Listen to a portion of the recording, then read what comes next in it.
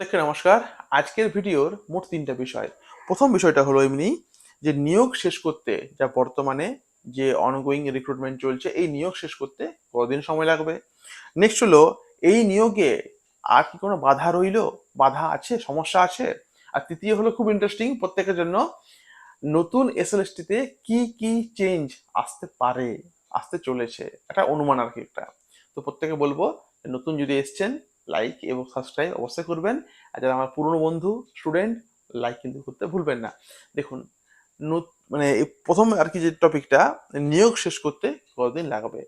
প্রত্যেকে জানে যে আজকে মহামান্য সুপ্রিম কোর্ট একটা আদেশ দিয়েছে যে পরবর্তী শুনানি না হওয়া পর্যন্ত চাকরি হারা 26,000 টিচার্সদের চাকরি বহাল থাকবে। ঠিক আছে, এই নিয়ে আমি আলোচনা করব না।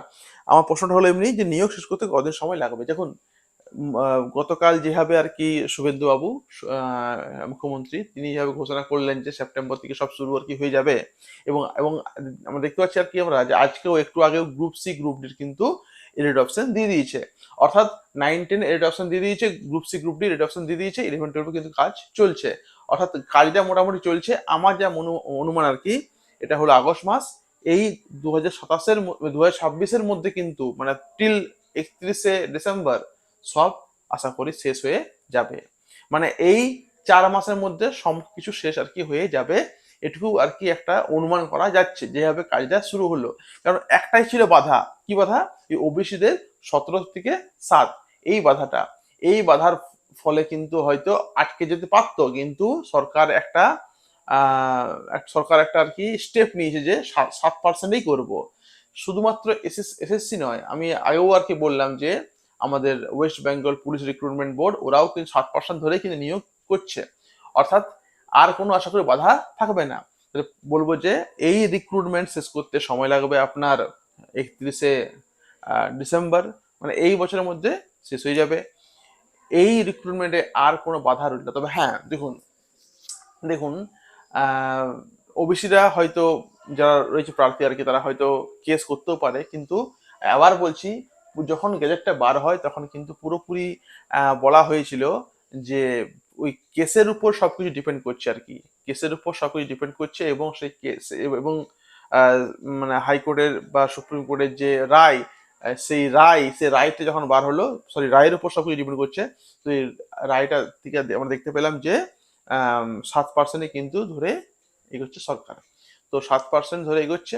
নেক্সট হলো এবারে যে নতুন যে এসএলএসটি সেখানে কি কি চেঞ্জ হতে পারে। প্রথমত বলবো যে আমাকে অনেকে ফোন করে বলে যে স্যার সিলেবাস কি পাল্টিচ্ছে না। বন্ধু, সিলেবাস পাল্টিচ্ছে না।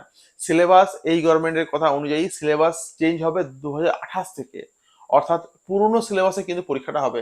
সিলেবাস যদি পাল্টানো থাকে তাহলে তাহলে কিন্তু এই সরকার বা এই কমিশন বহুদিন আগে, মানে 6-8 মাস আগে কিন্তু তারা সিলেবাস আর কি তারা প্রকাশ করবে। কিন্তু সিলেবাস এখন কোনো, মানে 9-10-এর সিলেবাস, 11 সিলেবাস এখন পাল্টিবে না। 2028 সাল থেকে সিলেবাস পাল্টিবে। অর্থাৎ একটা এসএলএসটি তোমরা পাবে, একটা তোমরা পাবে, সেটা হলো কখন? সেটা হলো এই নেক্সট ইয়ারে, মানে এই 26-এ শেষ হবে এই অনগোয়িং রিক্রুটমেন্ট। একটা পাবে, সেটা হলো 27-এ। শুধুমাত্র এসএলএসটি তে শুধু 9-10-11-12 নয়, আপার প্রাইমারি কিন্তু আসছে।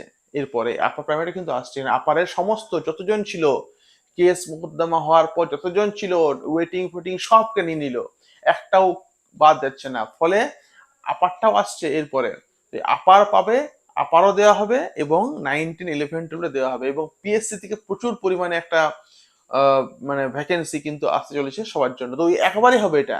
এরাও কিন্তু প্রতি বছর নেবে না, এরাও কিন্তু প্রতি বছর সেই, একবার কে একটা কমেন্ট করেছিল না যে এটা কি দুর্গাপূজা নাকি।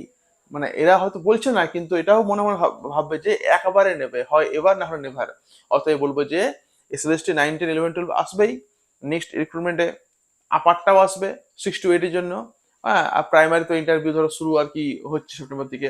ফলে একটা পাবে চান্স জীবনে লাগাবার, সেই সুযোগটুকু কিন্তু হাতছাড়া কেউ করবে না প্লিজ। আর অবশ্যই পড়াশোনা করে যাবে, পড়াশোনা কেউ কিন্তু ছাড়বে না। নতুন কিছু চেঞ্জেস বলতে, নতুন কিছু চেঞ্জ বলতে সিলেবাস পাল্টিচ্ছে না।